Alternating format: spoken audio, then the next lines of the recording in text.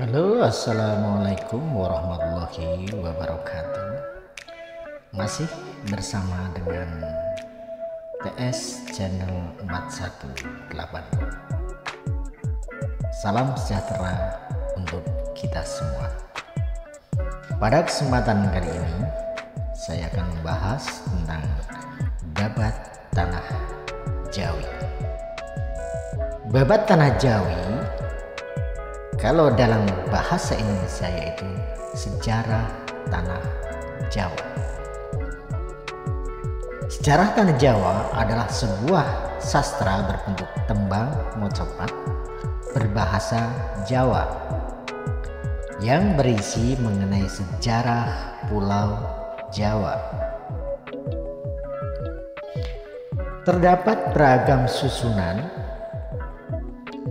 isi, dan tidak ditemukan salinan yang berusia lebih daripada abad ke-18 dibuat sebagai karya sastra bertema sejarah yang berbentuk tembang.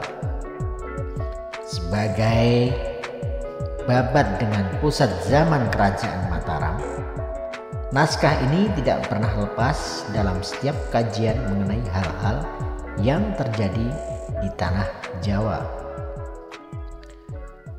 Naskah ini juga memuat silsilah cikal bakal raja-raja Jawa. Dalam naskah ini, penulis memberikan relasi hingga Nabi Adam dan nabi-nabi lainnya sebagai nenek moyang raja-raja Hindu sampai Islam di tanah Jawa. Naskah ini dibagi sebagai salah satu referensi dalam melakukan rekonstruksi sejarah Pulau Jawa. Namun menyadari kentalnya campuran mitos dan pengkultusan, para ahli selalu menggunakan dengan pendekatan kritis dan tidak menjadikannya sebagai rujukan primer. Babat tanah Jawi dikelompokkan menjadi dua kelompok induk naskah. Pertama, induk babat tanah Jawi yang ditulis oleh Carik Tumenggung Tirtowiguno, Carik Beraja atas perintah Pakubuwono III. Induk ini telah beredar pada tahun 1788.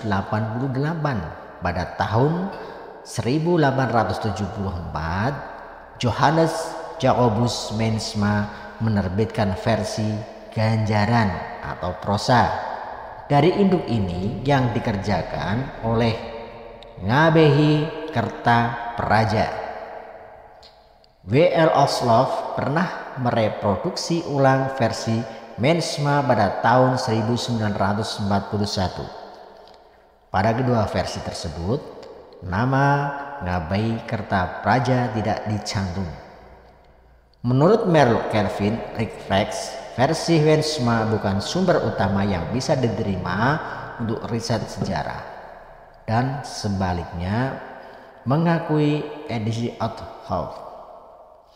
Kedua, induk babat tanah Jawi yang ditulis oleh Carik Adilangu II yang hidup di masa Pakubuwono I dan Pakubuwono II.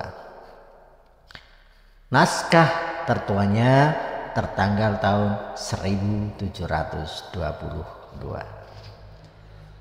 Perbedaan keduanya terletak pada penceritaan sejarah Jawa kuno. Sebelum munculnya cikal bakal kerajaan Mataram, kelompok pertama hanya menceritakan riwayat Mataram secara ringkas berupa silsilah dilengkapi sedikit keterangan, sementara kelompok kedua dilengkapi dengan kisah panjang lebar. Babat tanah Jawi telah menyedot perhatian banyak ahli sejarah, antara lain H.J. de Graaf. Menurutnya, apa yang tertulis di babat tanah Jawi dapat dipercaya, khususnya peristiwa sejarah abad ke-16 sampai pada abad ke-18. Namun untuk sejarah di luar era itu, de Graaf tidak menyebutnya sebagai data sejarah karena syarat dengan campuran mitologi, kosmologi, dan dongeng. Menjelang Perang Dunia II, Balai Pustaka juga menerbitkan berpuluh-puluh jilid babat Tanah Jawi dalam bentuk aslinya. Asli sungguhnya karena dalam bentuk tembang dan tulisan.